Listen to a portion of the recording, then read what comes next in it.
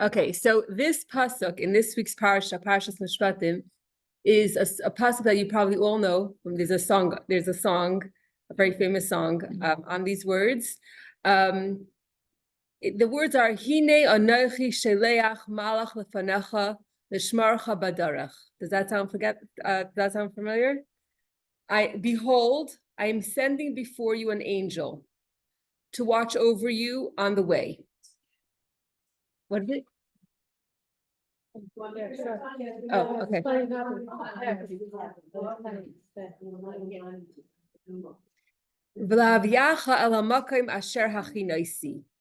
And to bring you, this angel is going to watch you on the way, and it's going to bring you to the place that I have prepared. This is the pasuk. Okay, so in front of you, you have a chart. This was my husband's handout because he's teaching this too. So how does it come in reference to what's going on? You know what?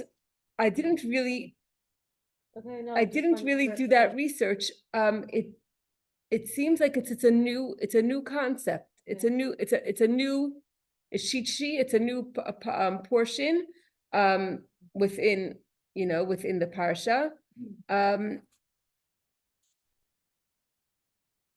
It's a new topic.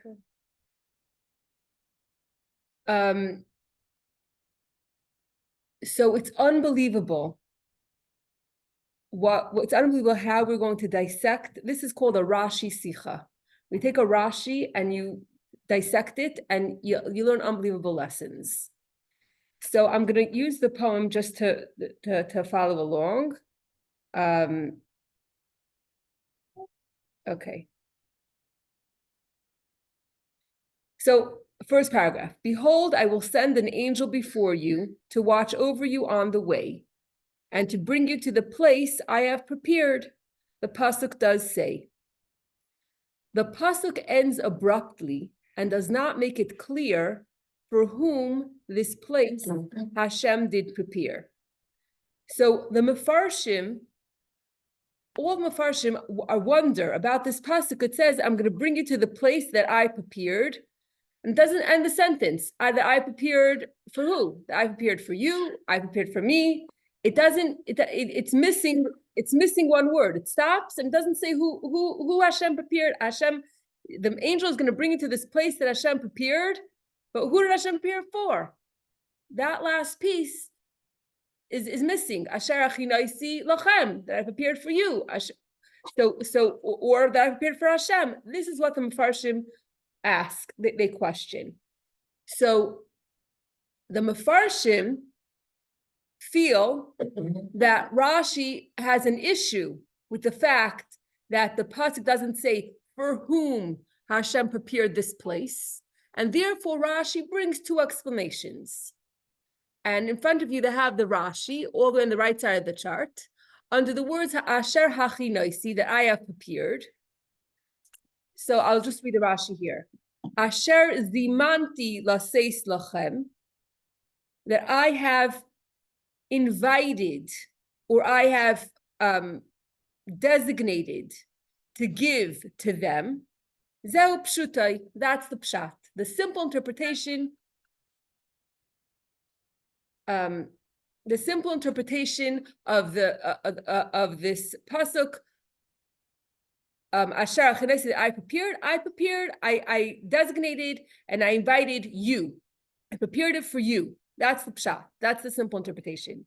Umidrashay, and the Medrash says, now comes the explanation number 2, El hamakom asher hachinaisi, to the place that I have prepared, kvar mekaimi, that I prepared mekaimi, kvar.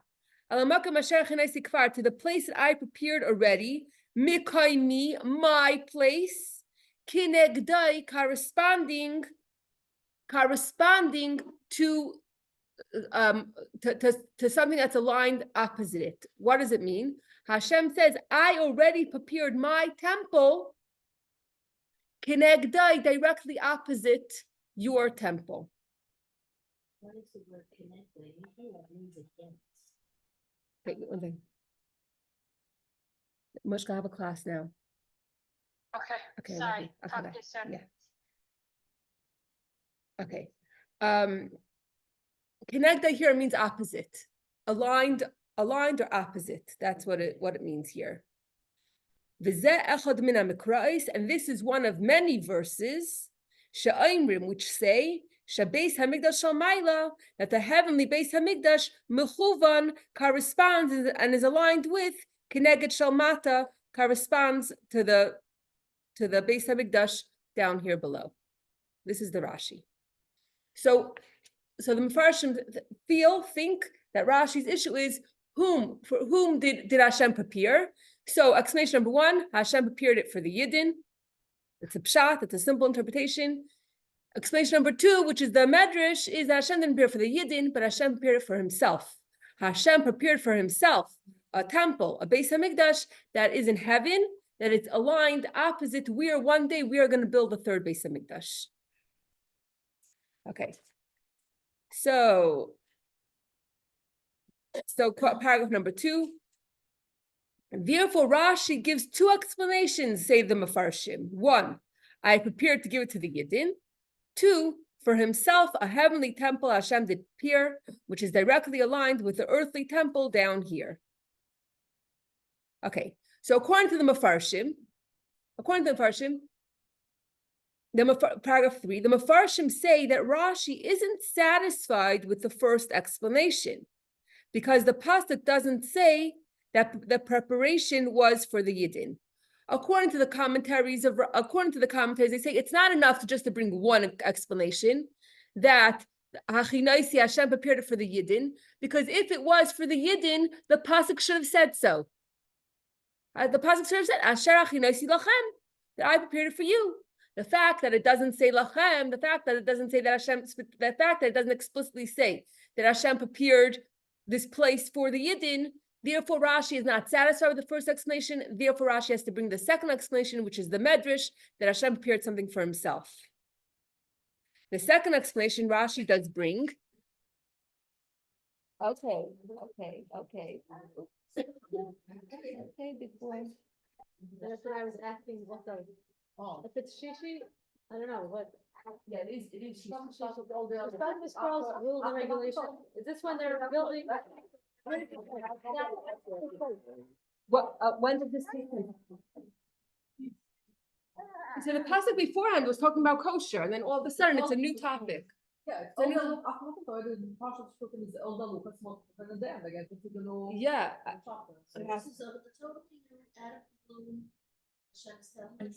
I guess so. I think maybe Parshas Mishpatim is part of it. Yeah, so Parshas Mishpatim, it's comes. Parshas Mishpatim. Yeah. But this is Putin does not define Parshas Putin. It's a new Right. It's not talking about mitzvah specifically. Hi. Okay. Okay. So because it doesn't say lachem, Rashi needs a second explanation, and he says that Hashem Hachinaisi is referring to Hashem, because if in Hebrew, if you say Hachinaisi, it means automatically I prepared for myself. If I don't say who I prepared it for, then automatically it means I prepared it for myself. Hachinaisi, the yud at the end, means I did it for myself, if in diktuk. So it is grammatically correct to say Asher Hachinaisi, that I prepared for myself. There's no other word that I have to add at the end of the pasuk to imply that Hashem prepared for himself. So therefore, Rashi brings a second explanation and says that Hashem prepared it for himself, because Hachinaisi could mean for Hashem for himself. So that's according to the commentaries. So I'm reading the third paragraph, the third line. Yes. The second explanation Rashi does bring, because I have prepared, implies that for yourself you prepared something. Okay, so far, what did we say until now? There's this word Asher Hachinaisi, that I prepared, and Rashi gives two interpretations. I prepared it for the Yidden, or I prepared it for myself. And the Farshim say the reason why Rashi is giving these interpretations, they're explaining they think that what's bothering Rashi is that the pasuk seemingly ends abruptly. So therefore, Rashi says, "Oh, who did Hashem prepare for? Oh, Hashem prepared it for the Yidden." But that's not enough. Rashi's not satisfied with that because if it was for the Yidden, the pasuk should have said lachem. Since it doesn't, so Hashem prepared it for himself, and in that case, it's grammatically correct because if you're preparing something for yourself, you could just say hachi naisi. Okay. But the Rebbe takes issue with this. The Rebbe is going to turn everything upside down, and this is what the Mefarshim say. But the Rebbe is going to say, this is not the problem. This is not what's bothering Rashi. Rashi is a whole different issue, a whole different story that's going on here. So the Rebbe says, paragraph 4, but in truth, from reading the psukim, it is obvious that the preparation was for the Yidden. And if the only thing that bothered Rashi was this omission, then for you is the only thing Rashi would have to mention. If you read the pasuk, what does it sound to you? Behold, I am sending an angel before you to watch over you on the way and to bring you to the place that I prepared. Who is it talking about? It's obviously talking about the Yidden. So you don't even have to say it. you don't even have to say it. You're talking to the Yidden the whole time. You're talking to the Yidden the whole time? Whatever. So if you said for you, it would be even extra, basically. Right. I don't think Leonard has a question. Right. So the Rebbe says that Rashi has no issue with the fact that it doesn't spell out at the end for whom. And if Rashi did have an issue with it, then in his explanation, he would just say, Asher hachi noisi, that I prepared. And then Rashi could have just said one word, lachem, for you. But Rashi doesn't do that. He says, Asher zimanti laseis lachem. That we have this new word, zimanti, which means, lahazmin means to invite, or it means to designate. Asher zimanti, I designated to give it to you. It's extra words. Okay? But his words, I have designated to give it to you, Rashi does lengthen. And from I have prepared to I have designated is a change in expression.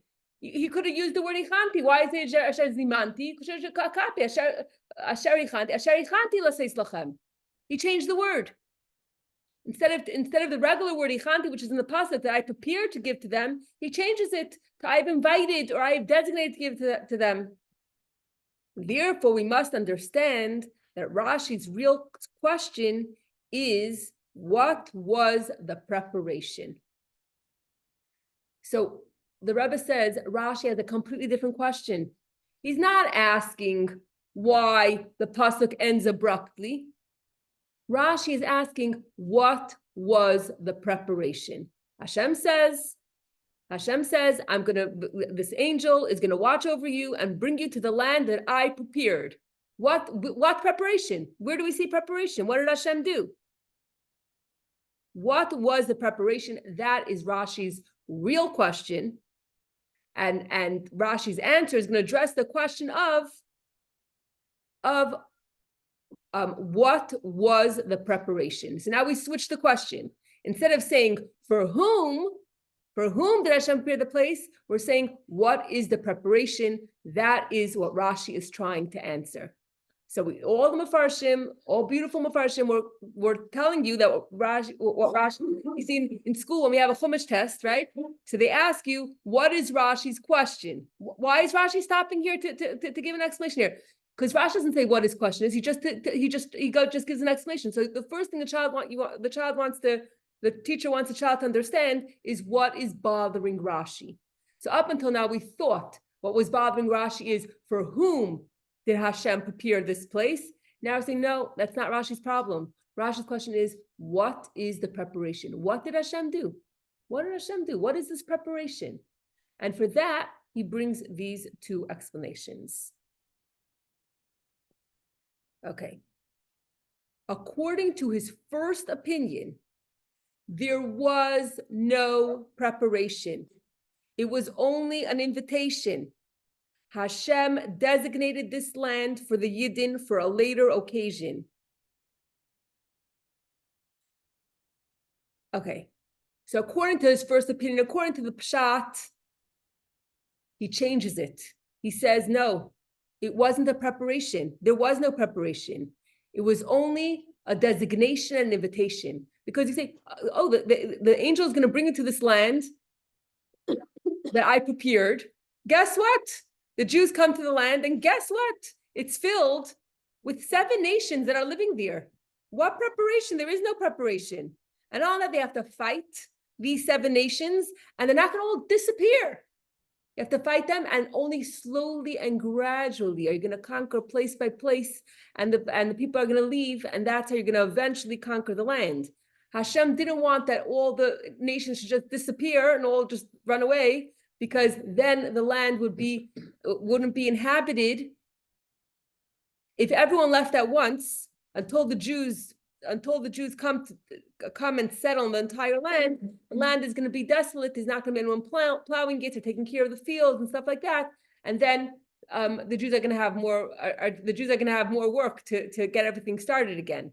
So therefore, the plan was that they should conquer slowly kick out the other nations.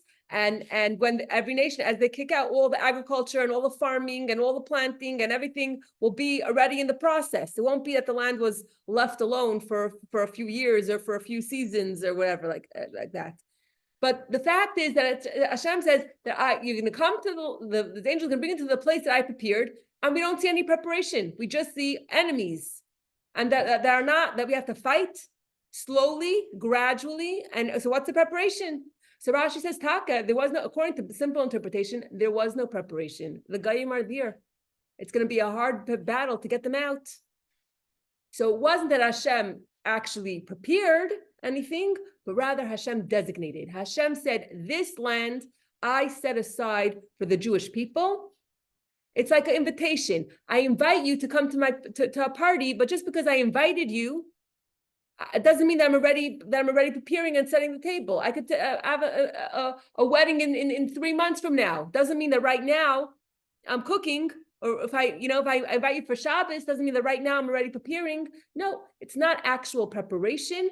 It's just either designating the land for the future, or it's an invitation that in the future it's going to be in the future. I'm inviting you to come and live here. But there was no actual preparation at this time. That's according to the first explanation of Rashi. So now that we changed the question, now the question is, what did Hashem do to prepare? Pshat, no preparation. It was only a designation. Hashem designated it, and therefore Rashi changes from the word hachinaisi, prepared, to zimanti, because he's answering a different question. He's not answering to you, oh, who is the place for? No. He's answering, what was the preparation? No, there was no preparation. It was just a designation that Hashem is designating this land to the Jews, and no matter who comes around and what they say, the land belongs to the Jews forever. But Rashi has a problem, because the word hachinaisi usually means to prepare.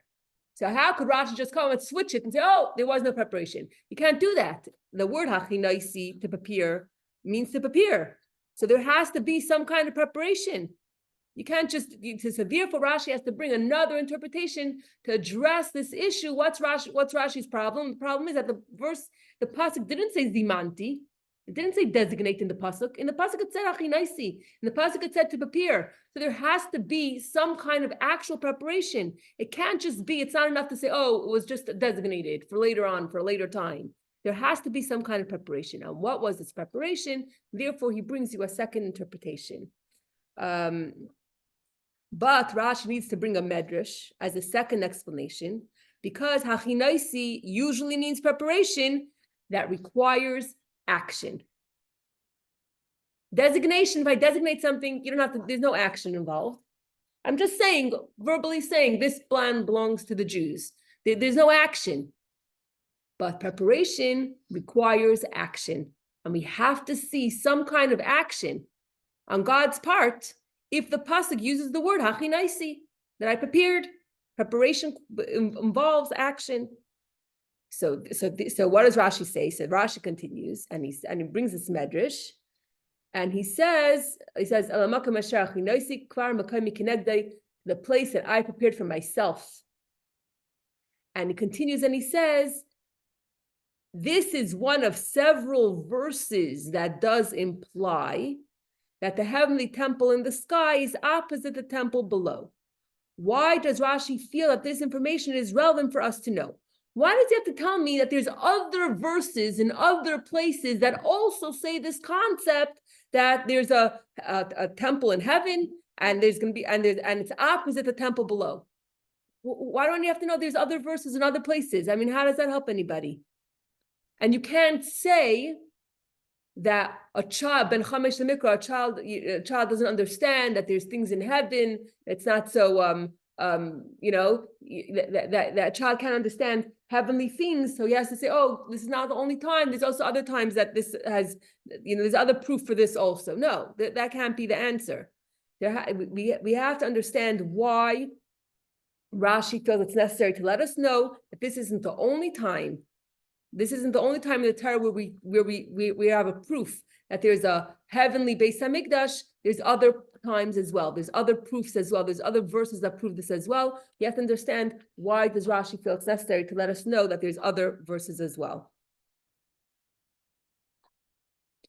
It is very relevant because from the verse here, if the place Hashem did prepare, then why don't we see a change down here? In fact, the 7 nations were living in the land comfortably and would have to be driven away slowly. Okay. So, why does Rashi have to tell us that there's other places? Because whenever you have preparation with action, you have to see it. If I'm going to prepare to invite someone for Shabbos, right? That entails action. I have to cook. And that action, everyone sees it. But here we don't see, it says that Hashem prepared for himself a temple in the sky opposite the place where we're going to eventually build a third temple. But what effect did that have? We didn't see anything. What do we didn't see anything from this action, from this preparation that requires action. We don't see anything. We didn't see it, but it was a process. He was preparing it, just like he's preparing the world for Mashiach now. We don't see it, but we see it. Okay, so this is so here's an unbelievable explanation. If every cause has to have an effect. If Hashem is building a temple if Hashem is preparing a temple on high, it has to affect this world. Nothing happens up there that doesn't affect this world down here. So if Hashem prepared a temple on high, why don't we see it? Why don't we see the result of that down here? So Rashi says, it's true.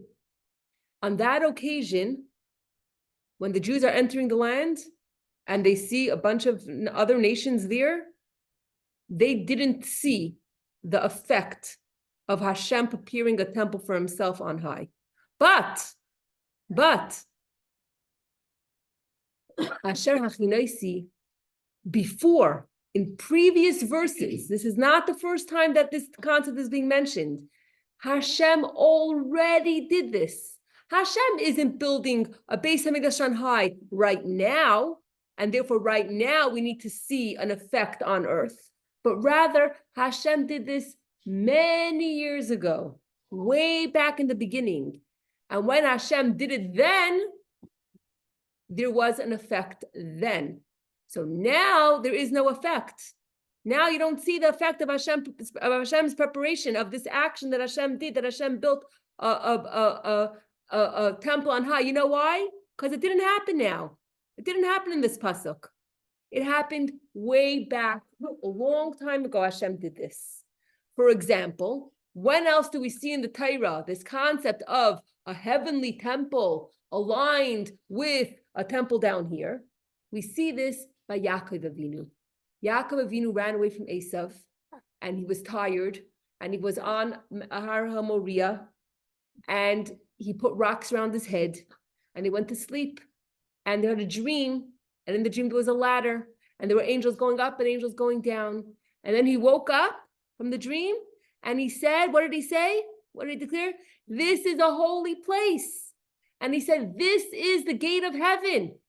He recognized that that spot was the spot that the Beis Hamikdash in the future is going to be rebuilt. So Hashem prepared this heavenly temple then or even before then. And Yaakov Avinu was able to feel it on this earth. So yes, it wasn't felt then because it wasn't built then. So Asher Hachinaisi, Hashem says, I built a heavenly Beis Hamikdash because it has to be something that Hashem prepared with action. So now your question is, why is there no effect? So the answer is, there are other verses that say the same thing. Because this whole thing of this heavenly Beis Hamikdash was built way before this time. Okay. Let's catch up. Rashi answers that no change was made then. It's true. But from earlier verses, we see that a change was felt by Yaakov Avinu. When Yaakov woke up from his dream, he felt the holiness on earth down here. This is the gate of heaven, Yaakov did declare. When things seem dark, we have nothing to fear, because a heavenly Beis Hamikdash Hashem already did prepare. Although change we don't always see, Mashiach will come speedily, and down here we will have Beis Hamikdash number 3. Okay, so let's just stop for a couple of minutes and talk about what this means, what this means for us today. First of all, there's a Beis Hamikdash in heaven, which means that we don't have to be anxious and worry. Will we win? Will we not win? Will we be successful? Will we not be successful? Because the results, who's going to win, is already determined. The Beis Hamikdash is already built. We already know that we're going to be victorious. There is no question. So when we know for sure that we're going to win, when we know for sure that we're going to be successful, then we don't have to worry about the results, because the results are already in. The Beis Hamikdash is already built in heaven way back then. And from that Beis Hamikdash in heaven, there's tremendous light and power that is being given to us to actually have the power to actually build our own Beis Hamikdash on earth. But ultimately, we have to know that the Beis Hamikdash is already built and that we already are guaranteed success. But I think the fear comes from at what cost? Exactly. The fear comes? At what cost? Like, Right, as we're much in as a we know gap. Mashiach's coming and the business is built, it's like, how many more lives and how much more pain and how much longer? Right. We know it's gonna be good in the end, but It's what like about with any unknown, I think the fear is not so much if it's gonna happen, but at what, like, what's Right. gonna need to happen for that end result. Look at the Holocaust and everything, Hashem had prepared the Beis Hamikdash before, but he still went through a very bad time. At the end, we're gonna have, we know it's gonna be good, but it just, until we get there. Right. But so those are That's what excellent makes it, questions. It's not the, and I think everyone knows that it's gonna be good. I mean, yeah, no, I think it's a combination of both, but there is that strong part of Yeah, like, I'm saying that's how the much thing, more but pain to yeah. get to that. Okay, those are amazing questions. Those are questions we turn. Another question, there could be joy also, why are you going to pain? Well, You're- I'm saying like, she referenced to the war, I mean, whatever, I'm referring to, let's say, the yeah, war in Israel So that's particularly, a but. promise, so there's also, in that same bag as you're saying pain, there's also joy. It goes to show. True, there's You the know, amazing, right. there's 100%, we see amazing Israel, we see Israel, we see amazing things coming out of Yeah, it. it's not. It's just. No, it's not easier to see the negative, but you feel, different pain. Even though you can feel very, very, very happy and very, very joyous, and that's illusions, or even if you be realistic, I could walk today if you had a pain in your foot, whatever. But I think the pain is very, very sharp. You know, it's not that it's So I was easy, like it's referring to how many sharp. more lives, like how many more soldiers, people die, some people, like, yeah, I mean, So even if I was you're, referring if to you're the happy war and more. you're someone had a baby and someone's. I know, but getting even in the married, war, there's right? so much What that if people you are knew? looking after What each if you other. had an answer? How would that change that? It wouldn't. Would the answer change? Yeah. It wouldn't take away the pain. No. It wouldn't take, no, it wouldn't, I guess Okay, it wouldn't, just putting it out. right, no, it wouldn't take away the pain, but it's the sorrow of every day, at least for me, like hearing another fallen soldier and another, and it's like, I know we're gonna win, and I know Hashem is running that world, but like the pain of our, and you hear maybe there's more hostages that now are not even alive, it's like all that, I was listening to someone, she said, in America, it might be February, but in Israel, it's still October 7th. Like Wow. in Israel, they're still in the trauma of what happened October 7th. Huh? Certain places in Israel. I'm saying, sure, right, Yeah. no, she was in Beersheba, and she was saying, in her life, it's still Yeah. October 7th. Like she lost friends, neighbors, Yeah. they're still, and they're still in it. It's like. We may have moved on a little Life bit. from home, all of the I car, don't know, it's like changing, people are never gonna come back. never the same, it's never the same, that's the third person effect, yeah, never the same. But again, like what you just said, what would it change? So let's say the people who were in the Holocaust, if they really, I mean, there were people who believed, or they just existed, and once they came out, they said Hashem, it was Hashem, right? But if we all knew that it was gonna be 5 years, and some people were gonna die, like it's here sometimes, some people were gonna die, some people were gonna survive. You just knew there was an end. We also know that it's there now. No, but I'm saying it's like, if you knew that it was gonna be 5 years, if you knew that the war is gonna be, I think it's even worse. I think it's even worse. is it worth? Like, no one knows gonna happen. No, maybe some people will be mad because they are set us up. Exactly, you know. Yeah, that's why I'm put that I do. Yeah, sometimes knowing is worse. It's all this long dollars, so. Yeah, sometimes Yes. knowing gets rid of the hope, It's like. the gap that we're in now, that's what concerns us. I know you're supposed to say, Mashiach is coming today, Mashiach is coming today. But- And that has to go on, It's that's something in the traumatized side, traumatized. so you have the base images, but there's like, Suri says that, well, there's that. Right, so the And problem then is, They will strike like bad pain but there's also joy, I have to say there's joy. Of course, we Yeah, can see, we absolutely, have, that our job is to see the positivity in it. So That's- honey, what are you saying? Like, okay, what- so I think that we know already that that we don't have an answer to the pain, to the, why so many people had to be tortured and murdered in such a brutal way. We know that we don't know that answer, we know.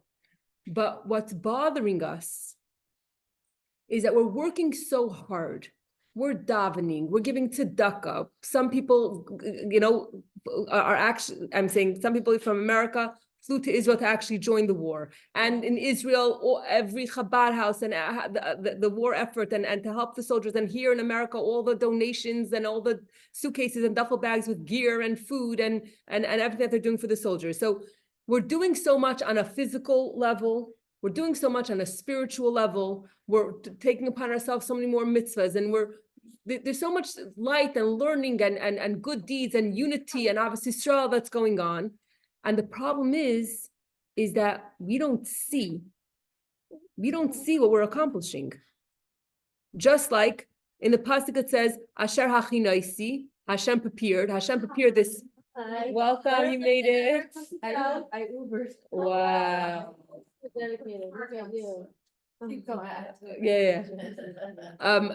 So the problem is that Hashem prepared this beautiful Beis Hamikdash, but we don't see it. We don't see the result, the fruits of our labor.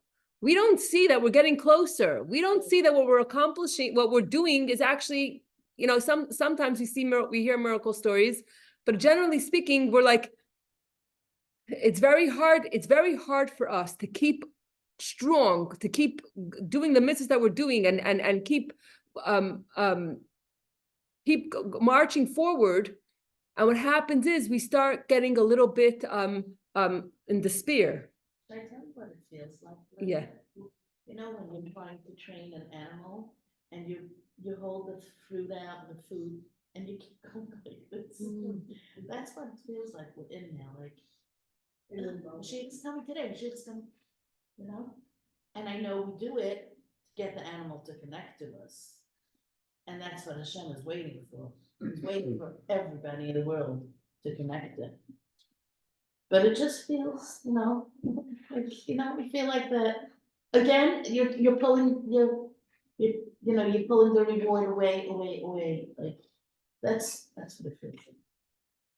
So the question we have to ask ourselves is how can we stay strong that for this second, to still have that passion and that fire to make this galus end and not to give up and say, I tried so hard. I don't see any change in the world. I don't see Mashiach. I don't see anything moving. So, whatever, should I really continue with the same determination, the same fire that I did on October 7th? I must tell you that I do see a big change. I see a change. Change is that the world is recognizing that they can't live without Hashem because everything is just without Hashem. Look what's going on. Everything is literally falling apart, exploding, imploding, and people are really so much more coming. Like the Democrats are finally saying, we can't handle the crime that's going on. Everybody's already saying enough. We have to go back to the morals, the proper morals. I'm waiting for them to say, we have to go back to Hashem. But you see it happen. So that's something that should give us, instead of being down, we should look at it like Rabbi Akiva saw the foxes, and we have to say, okay, there's greatness coming here. So sorry, at the same time, there's such a balagan.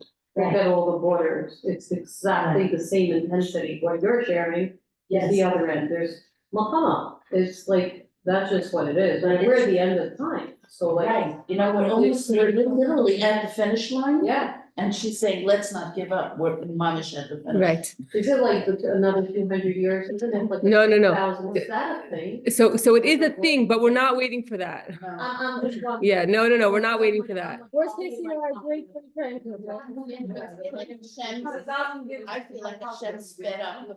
Yeah, we want it now. We That's want like it all like lifetime. according to the finish, remember I was telling you, Pasha Zini, Oh, yeah. when you go according to their Zini, even that was sped up already. Yeah. You know what, I think it's kind of interesting, you don't know, I think in the room people Like I had said. see things a certain way, and we wonder why the other people don't. What was so upside We have non-grown, my husband's non-grown kids. I don't think like they have changed or leave, they They went on. can't generalize. They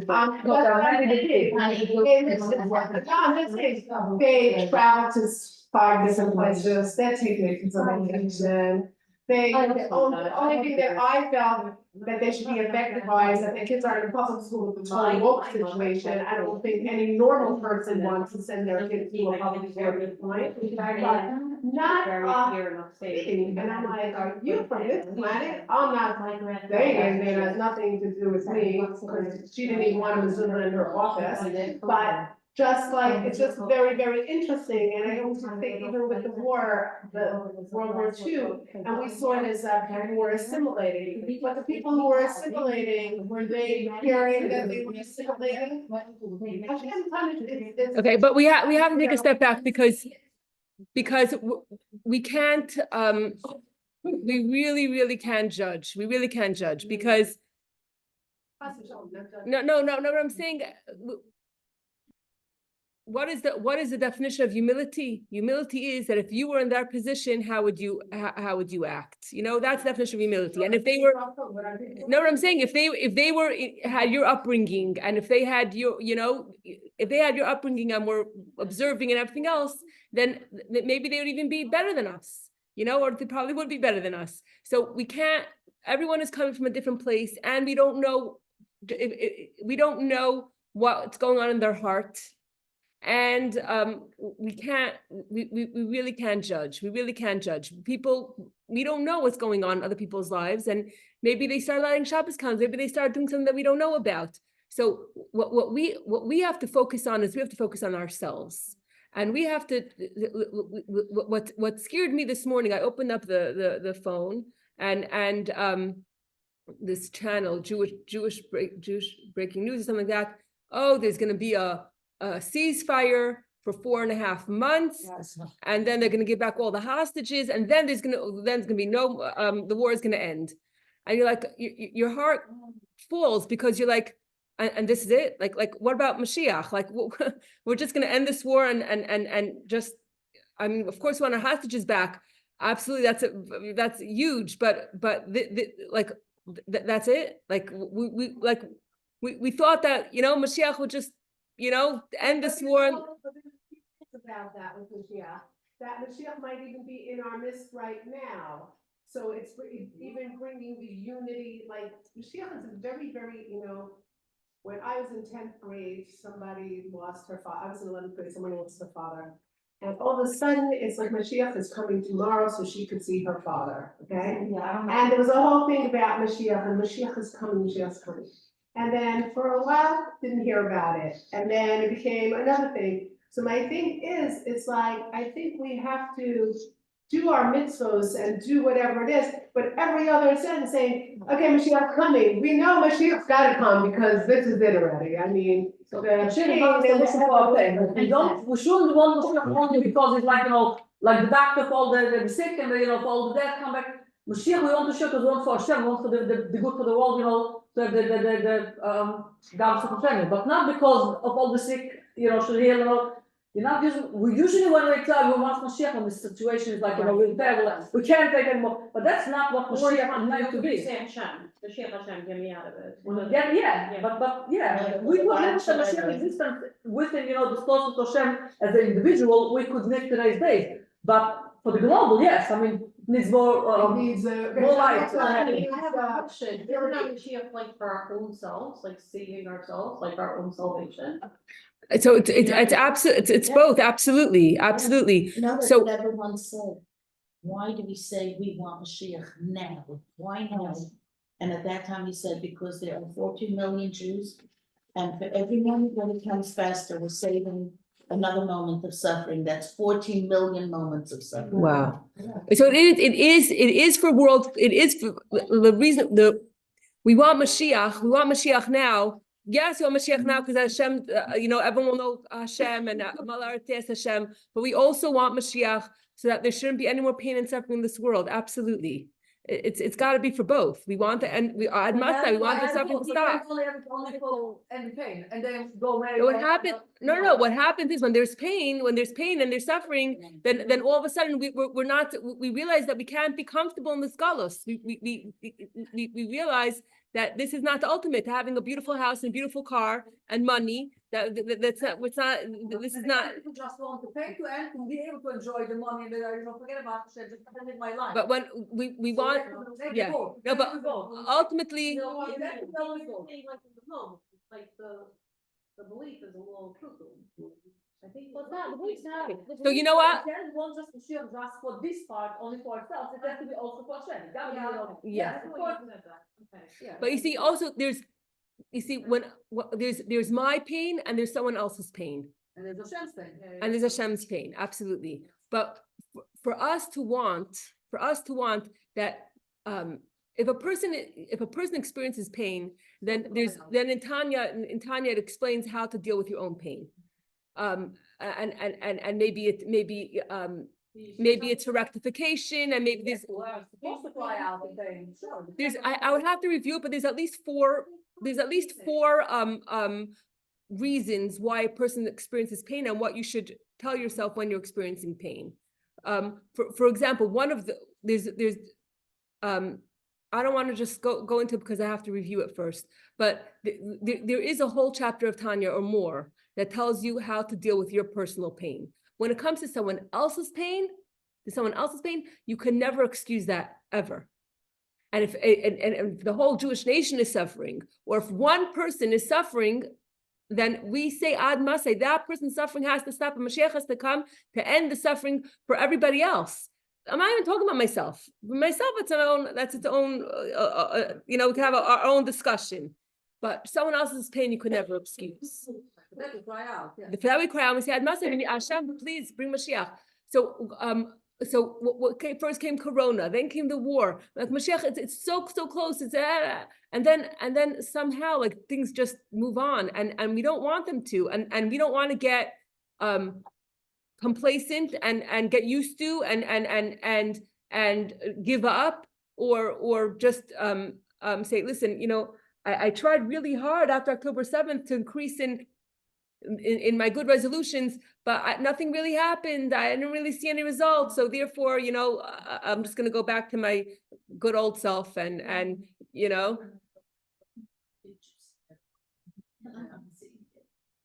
another.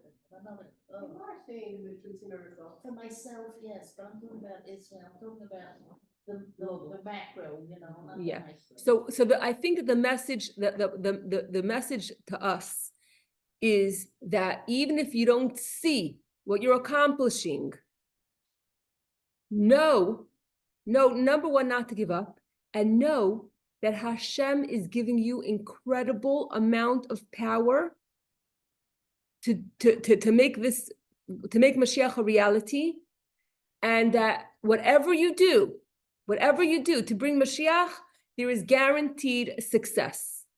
And I'm just going to share a story that I heard by the Kinos. There's a rabbi, his name is Rabbi Moshe Yitzchak Hecht from New Haven, Connecticut. And he opened up a yeshiva, and he was working very, very hard. And after, I guess, money was an issue, and he was having a hard time with getting staff and everything like that. And he wrote to the Rebbe and he said, please, give me a break. I can't do this anymore. I need to get out. I needed to give him permission to get out. So the Rebbe wrote back to him, and the Rebbe said to him, I already prepared. I already prepared for this situation. I already prepared for this, and I sent Moshe Yitzchak Hecht to take care of the yeshiva. And the fact that you're struggling is because you haven't gotten to know the real Moshe Yitzchak Hecht.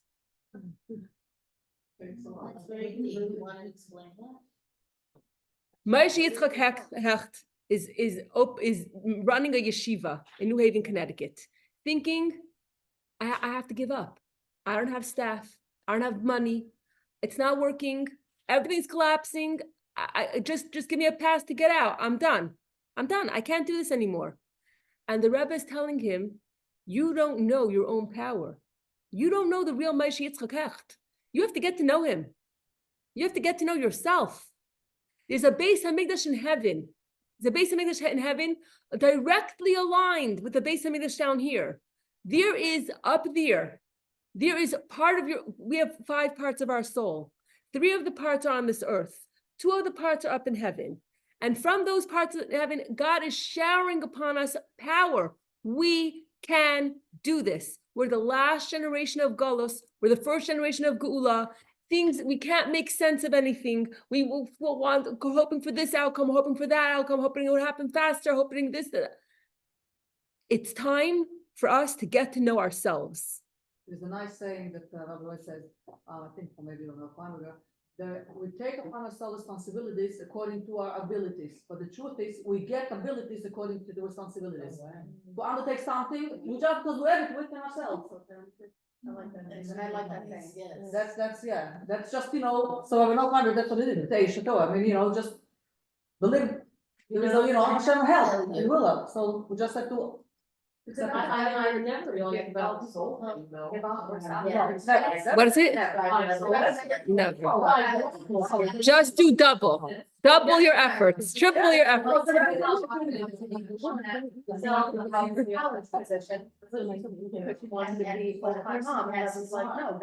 Yes, exactly. That's it. Yes. Yes. Kind of 5 souls, what, 2 are in heaven. Chaya and Yechida, there's 5 parts of our soul. Still. Chaya and Yechida doesn't come down to this earth. That's our Pintel Yid.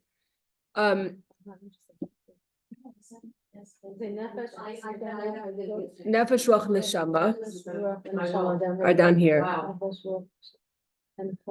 Chaya Yechida are up there. What's Neshama? We got that, what we say by Donnie. That's a good question. Okay, so I'm gonna move a little bit to Tanya. I just want to finish this poem and then we'll talk about the Misham a little bit. Okay. So the point is, when Hashem says, I have prepared the Beis Hamikdash, I have prepared a heavenly Beis Hamikdash. Problem is, we don't see it. If you don't see it, don't give up.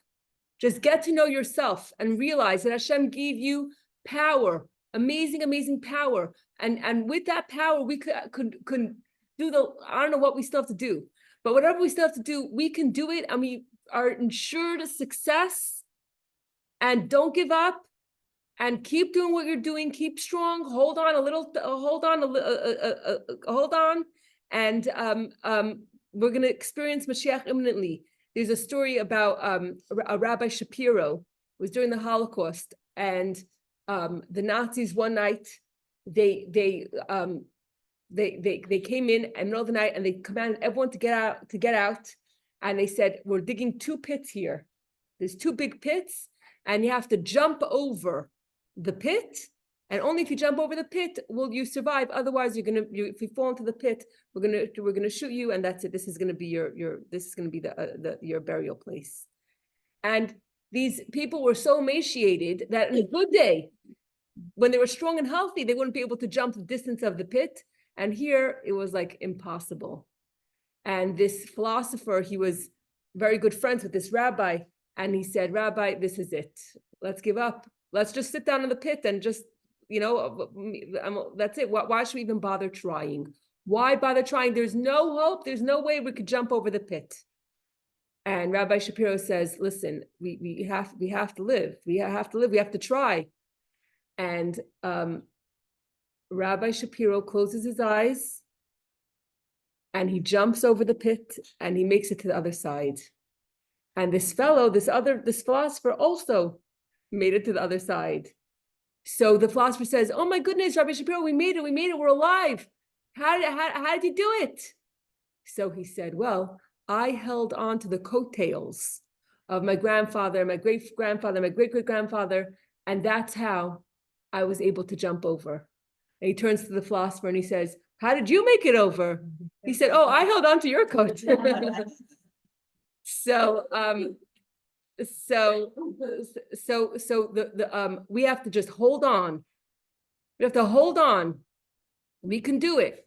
We're almost there. Don't give up now. We might not see the fruits of our labor. We might not see the changes that we anticipated, how we thought the Sichos was going to end. It might not, there are up days, there's down days. We thought it would end like this, and it seems to end in a different way, and doesn't. Don't give up. Don't give up. Just hold on, even if you don't see it. Your efforts are valued and are tremendous, and just hold on. Just hold on. This whole concept has a halachic application. If, for example, a person has a special bag and they embroider it, and for example, the bar mitzvah boys, when they turn 13, they go to the fancy store, they get their tefillin bags, it's embroidered with their name, it says tefillin on it, and this bag is designated for their tefillin. If you designate a bag or designate something for holiness, and then you just want to use the bag for something ordinary, to keep your money or something, or to keep your jewelry or something like that. Thank you. Are you permitted to do so? So according to Rashi's first explanation, hachinoisi, preparation means designation. If I just designated this bag to be used for something holy, and I never used it for something holy, there was no action taken, right? So according to the first explanation, hachinoisi, preparation is designation. If I designated something with my words, and I said, this bag is going to be for tefillin, then I cannot use it for something ordinary, because designation, if I designated something, that is considered preparation, an active preparation. But according to the second interpretation of Rashi, which is, hachinoisi is an active preparation, only after I started using the tefillin bag for tefillin am I obligated to only use it for holy things and that I can't use it for something ordinary. So it's just interesting how even something, talking about so spiritual, heavens and Beis Hamikdash, that there is a halachic application. So I just want to read those last two paragraphs, and I'm going to go and talk a little bit, Tanya. Okay. This discussion, last two paragraphs, has a halachic application. According to Rashi's first interpretation, a designation is considered preparation. If you designated something with words for a purpose that is holy, you can't use it for something that is ordinary. According to Rashi's second opinion, a designation with words is not considered preparation. If you didn't take any action to use the item for holiness, you have no obligation. Okay. Let's talk about Tanya a little bit. What did we go according to? I'm saying according. Oh, whatever. okay. I don't know. There's two Ask opinions. your Ask your, rabbi. ask your rabbi. That was last week's. Right. Yeah. Okay. But just so beautiful that when Hashem says, I prepared, Asher Achinoisi, Hashem says that He prepared this place. He prepared this place for us. That the Rebbe says that it can't just be designated something, but if Hashem says that He prepared, there has to be an action. And also for us, this concept of a bag, if it is going to be, if I designate it for something with words, there's a lot over here about intention. What did I intend when I had this bag? There's intention, there's action, but we see here this concept of the power of action. And if I just intend, or if I just say, I'm going to use this for this, that's not as powerful as once it was an action. Once I started using this bag for tefillin, once his action's involved, then for sure you can't go back. Action is so powerful. Okay, so talking about Tanya, I was learning chapter 2 of Tanya. Chapter 2 of Tanya speaks about the neshama, that every single Jew has a second soul, a literal part of God. And how does this work? All of our souls come from the highest. There are 4 worlds: Atzilus, Bria, Yetzira, and Asiya. Within each world, there are 10 spheros. Chachma, Bina, Das, Chesed, Gvura, Tiferes, Netzach, Hod, Yesod, and Malchus. All of our souls come from the highest level, which is Chachma Datzilus, the highest world and the highest attribute within the highest world. That's where all of our souls come from. And our souls have 5 parts. I learned something new today. There's Nefesh, Ruach, Neshama, Chaya, and Yechida. So Chaya and Yechida, the level 4 and 5, those are up in heaven. Those don't even come down here. They're too high to actually be invested inside of us. But what's the difference between Nefesh, Ruach, and Neshama? Nefesh is the lowest level, is the action part of our soul. Ruach is the emotion part of our soul. And Neshama is in the intellectual part of our soul. This is something brand new that I learned today. Did you repeat that? So we have intellect, emotion, and action. Right. So level 3, 2, or if you count, I don't know which way you're counting, but let's say 5 and 4 are the highest levels that are up in heaven. Level 3, neshama, that's the intellectual capacity of our godly soul. Yeah, so inside of us, our soul, our neshama is really made up of 3 parts. Down here, there's an action part, an emotion part, and an intellectual part. And those are nefesh, ruach, and neshama. What are the other 2 up there? Chaya and yechida. What do they mean? Yechida means unity, and chaya means life. Yechida means oneness. That's the Pintel Yid. So the question is, if we all come from Chachma Datzilus, how come down here we all look different? There are some people that are very great and some people that don't seem as great. They have all different levels. Why are we all not the same? Carbon copy, copy paste. Why are we all not the same? if we all come from the same source? So an example, this is a beautiful example, and I think if you understand it, it could apply to many things, but this a mashal. The mashal is of a baby. How do we have a baby, right? You have parents, and you have a father and a mother, and there's one drop from the father that comes from the father's brain, and the mother absorbs that drop, and then you have 9 months of pregnancy, and then you have a baby. Now the baby has a brain and has toes and toenails, the whole thing.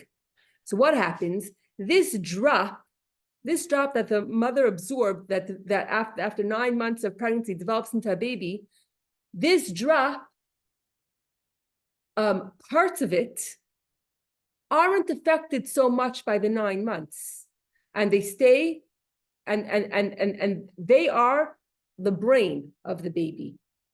But then there are parts of this drop that are affected much more by this evolution, that they're affected so much more, and then they become fingers, toes, fingernails, toenails. The toenail has the same DNA as the brain of the baby, but they don't look like the brain, right? The toenail is, you can't see how the toenail is connected to the father's brain. But when the toenail is connected to its brain, when the baby's toenail connects to the baby's brain, then the toenail is ultimately connected to its source, which is the father's brain. Because the baby's brain shares the essence of the father's brain. And that's why our children are mini us. You said, why are people different versus many us? Yeah. So what happens? There's God, Hashem. We are Hashem's children. We're Hashem's children. So our souls come from Hashem's brain. But some of our souls, in the process of what's going down, some of the souls stay in the brain level. They're not so affected by the 9 months. And some souls are affected more and more and more by the 9 months, and they evolve lower until they become a nail. You know, I have 1,000 questions. Okay. Over thousands. Meaning, are we also considering past life people from past generations? One question, and I have like 999 more questions. Okay. So one question is, so this whole mashal applies if you look at all the generations as a whole, and also applies if you look at this generation on its own. That means if you look at all the generations together, the previous generations, they were like the brain souls, heart souls, lung souls, and our generation were the souls, S-O-S-O-L-E. Clear. That's a little clear. Okay. Now, within each generation, there are brain souls, and there are foot souls, right? So we all come from the same source, but the question is, how much was my soul affected by the 9 months? How much did so what is my reality? My reality right now, is the food in front of me. This is real. The base of English in heaven, that's abstract. Why? Because my soul is a S-O-L-E soul, right? So therefore, what talks to me, what's my reality, is the physical stuff. But then there are souls, the soul of a tzaddik of a generation, they're a brain soul. Their reality is not this. Their reality is the base of English in heaven. That's real for them. This is meaningless. I think also within the generation, there's a concept of soul family, like when you meet someone and you have this connection. It's like, there's automatically, our souls come from the same place. Absolutely. Like, totally don't connect, and not because in a bad place, but we're just completely different type of souls. When you say, oh, a soul Yeah. sister, yeah. Soul sister, soul family, it's Yeah. like you meet It's someone like and. no matter where you are, you're on vacation, you meet another Jew, you're like, Right, but so happy to see each other, you know? for sure, you feel like You part of the soul, but know, even yeah. within You know, the but- Jews, sorry, even she's within talking the about, Jewish area, I'm talking about, when you meet someone and you just connect with Yeah, them on you this connect. soul level right away, it's like you're part of the same, Yeah. It's like part of the area. makeup, whatever that is, and then there's some people you just don't at all, and it's not because That's what you're. cool, I'm on the same page. Your soul No, sister, a soul sister, like a soul, like, we probably all come from similar souls, because we all have Right. this. We're all here. Desire to learn Torah, you know, Right. like, Yeah. Right. and we're all have different interests, like I other would people say like that our that, souls have met before, that would give you clarity, like in different things. that's, yeah, that's a more, that's a way, I don't know. I don't. I have a question. I don't- Go ahead. So my question is, you had said that there's a drop that comes from the Father. And you made it sound like in our intelligence comes from that. So my question is, are you saying that all our intelligence comes from the Father rather than the mother? No. That's, Okay, that's a great question. In the Tanya, for some reason, it just speaks everything father, but it's the parents. okay. It's absolutely the parents. That's an amazing question. Absolutely. Yes. Well, It's, the father has both parts, the feminine and masculine, so it makes sense on the Torah, because they're not bringing in the female aspect, that they're covering both versions, male and female. Okay. I'm just. Yeah, no. but you see, on earth, we have female and male. But what we have down here in this physical reality, you have a man and a woman. If you go up to higher levels, how did it happen that a physical man and a physical woman should appear on this earth? Could it also be It's- like the neshama is the logic part, more than it's the logic, that's the. Between the nefesh, ruach, and the neshama would be the logic, the most logic part. But I'm saying the fact that we are down here on this earth, it's because in higher worlds, you have a feminine spirit or a masculine spirit, and then you can't just have all of a sudden plop a human being on earth. There's a gradual descent So of maybe how things no come up. gender at that level. There's a chain. There is there's a chain of descent of how everything comes down here, but everything that comes down here is up there. Just like we're gonna have a third temple built, but there is up there in heaven. There's a heavenly Beis Hamikdash. If there's a man and woman down here, there's a man and woman up there. There's masculine energy, there's feminine energy, and then eventually it leads to man and woman down here. Yeah, but So you're using parts of Chachma. You're seeing a physical table, which is actually energy, it's not really real, but you can get these.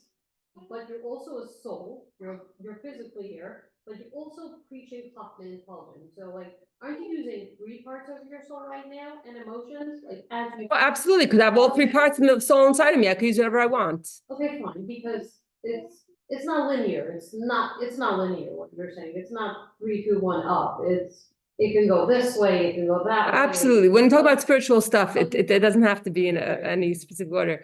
It doesn't have to, it's not measured. You spiritual, stay here, you go there. It's obviously, as long as it's spiritual, it's not stuck in boxes. I just want to Um, confirm that. yeah. kind of, okay. So what the Alter Rebbe teaches us in Tanya is that how can souls, SOLE, souls, connect to Hashem? How can we connect to Hashem? And how can we connect to spiritual stuff? How can we connect to this aspect that there's a heavenly Beis Hamikdash? We're down here. We're physical people. This is what talks to us, physical. We're the toenails. What can we do? So and how do we hold on? How do we hold on with the story of Rabbi Shapiro? How do we hold on to something higher to keep us secure in these last instants when everything's falling apart around us? And the answer is the toenail has to recognize that its life force comes from its brain. And once it does that, then the child, Do that. what? Okay, one second. And the child's brain is copy paste of the parents. Because you're how you act and how you behave and how you're everything, it's coming from, it's not just coming out of nowhere, it's coming from the parents, the qualities that you have, the genes, exactly. So we are the toenails. We have to connect to the brain. The souls have to connect to the brain souls of our generation in order for us to hold on to what? In order for us to connect to what? To Hashem, to the heavenly Beis Hamikdash. What does that mean? We have to connect to the Rebbe, to the Rebbe of the generation, the brain soul of the generation. And when we connect, how do we connect? By learning his teachings. By learning his teachings, we are connecting to our brain. Who else would take this pasuk Hachi Noisi and explain it like this? The Mefarshim don't get Rashi's question, but you have a brain soul. You have a brain soul in this generation who gets it, who says that when it says Hachi Noisi, Hashem prepared, it's got to be in action. If I don't see it, there's got to be somewhere that it's in action. And when we could connect to the Rebbe, to the brain soul of our generation, then we are holding on. When we're holding on to his coattails, when we're holding on to him, that's how we're able to connect to Hashem. That's how we're able to live on a higher plane. That's how we're able to be in touch with the heavenly Beis Hamikdash.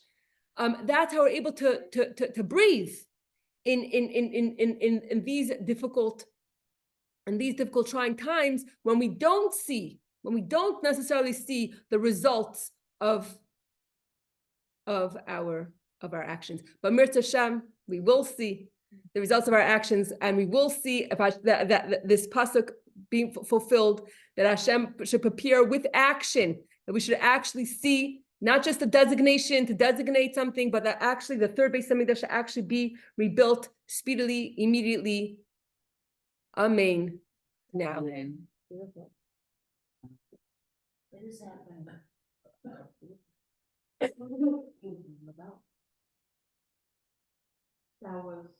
was really clear. The Baruch Hashem. fingernails and the ladders going up and down and almost very tangible, like, wow. Actually, But you could use that example for everything. Anything that's spiritual and above our reach. For a Rebbe, the stuff that's beyond our reach and spiritual and it's not tangible for us, for him it is. What's another choice if like the people that I'm with that do not reach for the brain? How else can they hold on to coattails and, and have the neshama come? So they have to reach to a heart, to lungs. Okay, the emotion piece. No. Reach to heart. If the toe doesn't know about the brain, let him reach to the heart, let him reach to the lungs, and the heart and the lungs will connect him to the brain. But the Rebbe is everyone's Rebbe. Recently, I put out a kids video, and it was a lot about the Rebbe, and I was debating if I should or shouldn't put it out. And I put it out, and later I spoke to a friend, and she said, the Rebbe is everyone's Rebbe. We have an obligation. We have an obligation to tell the toenails, to direct the toenails to the brain. Can I share something? Absolutely. So I have a car parked here. I have been without a car for 2 months. And I didn't know how I'm gonna have a car. And Connie I went to Connie's house for other reasons, and I looked at the Tigris. And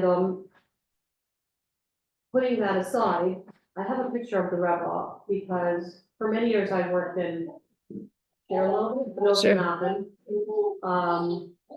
Doing what I do for the girls and in the department. And they introduced me to the Chabad world and the different, and my family thought I am, well, just putting it up here, they thought I lost my sense of reality. I said it's my second home. My second home. I was inspired, I'll get back to what I'm bringing, I was inspired the way the kindergarten kids were saying, oh, Matthew, like, by heart. And they said it with passion, I didn't see it in my schools, I was like, what a, you know. I was inspired with the Tanya, I was inspired with how the girls said chidon, it was like a whole new world for me, you know. And I got that little card, I showed it to you, it's a shmira they put on for the babies. The minute I got my car, it's such a miracle for itself, and thank you. I said, it's my need. I took the thing, I put it on the mirror in my car, you guys can see it. It's hanging in my husband comes up, he's like, yeah, I know. I'm like, don't mess with my. He's saying, right there. He goes, you know what? Okay. I said, it's fine, that's it. I need him. So like, I'm sharing this because it kind of brings it to me full circle, and I feel so safe every time I walk in. I know it's for a different purpose, but I have a gift. It's my, you know, The it's connection. my, yeah. So you because you remind me of another story that I heard this weekend on Sunday. It was about education. It was an hour about education. There were 5 Chabad Rebbetzin speaking one after the other for 1 hour. And this woman stands up. And I was crying. There was the speech. And she said she was 14 years old, living in England, and she was kicked out of Beis Yaakov. Obviously, she wasn't behaving properly or enough, whatever. She didn't go into why she was kicked out. But anyway, she was kicked out of Beis Yaakov. For 6 months, she sat at home. 1 hour a day, she would go bike riding. 1 hour a day, she would play flute. And 1 hour a day, she would take ballet classes. And the rest of the time, she would pretend to do the math and the science and the history that the textbooks that her mother gave her. Anyway, she wasn't very happy about this arrangement. And she met a girl. And this girl said to her, why don't you go to London? Rabbi Lou has a high school in London, and they'll accept anybody. Why don't you try there? She picks up the phone. She calls up Rabbi Lou's school, and she says, I'd like to apply to your school. He said, oh, would you like to apply as a teacher or as a student? She says, oh, I want to apply as a student. And everyone said she's crazy. An hour away. I don't know if she commuted every day. I don't know what she did. Anyway, she told her mother, I'm doing this. And she went for high school to Rabbi Lou's school. To make a long story short, she got engaged to Rabbi Lou's grandson. And at the L'chaim, Rabbi Lou said, my grandson is marrying my daughter. He considered her his daughter. Anyway, he's a very, very famous Chabad shliach in London. Very famous. Anyway, guess where this girl is today? She is in New Zealand running 3 Chabad houses. Wow.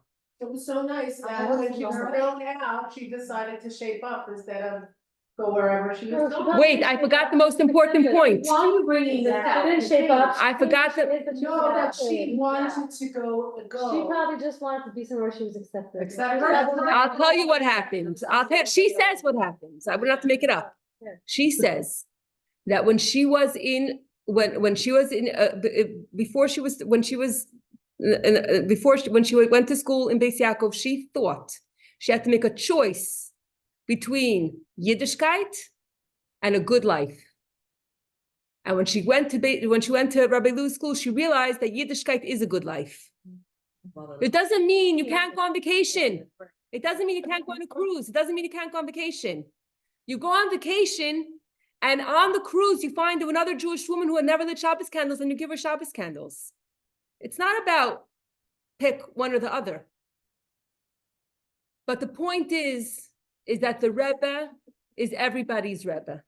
And this shluch on New Zealand is inspiring and teaching countless children. And I was crying because we need to open a Chabad school here, but that's for another day. But that's what it means. That's what it means. No more excuses. It means that in heaven, there is a Chabad school in Tom's River. We just have to know who is Chani Gurari and who is Bela Frankel and who is Naomi Manter and everyone. You have to know who you are. We don't. We're too afraid to reach for the stars. But we have to get to know ourselves. We have to get to know ourselves. And that's where red words. And when we connect to the Rebbe, when we connect to our brain, we could start thinking about the power, about who we really are, and what, and the Rebbe empowers us. The Rebbe empowers us to do what we need to do to see to merit. I love how you said that, because I think there's a lot of people that might have a hard time connecting right away to the brain, to the Rebbe. But the idea to connect them to his teachings or people that. If you connect Sure, it, right. but when you learn his teachings, you are connected to the brain, to the Rebbe's brain, because now you see things from his viewpoint. Learning his teachings is the best way to connect. The Rebbe says it. The Rebbe says, by learning his teachings, you can consider yourself a Chabad Chassid by learning his teachings. The Abamaya is kashas through Limud Torah, because you begin to you see things from the Rebbe's perspective. You're 100% connected to the brain, 100%. Okay. Wow. Powerful. Very Very powerful. amazing.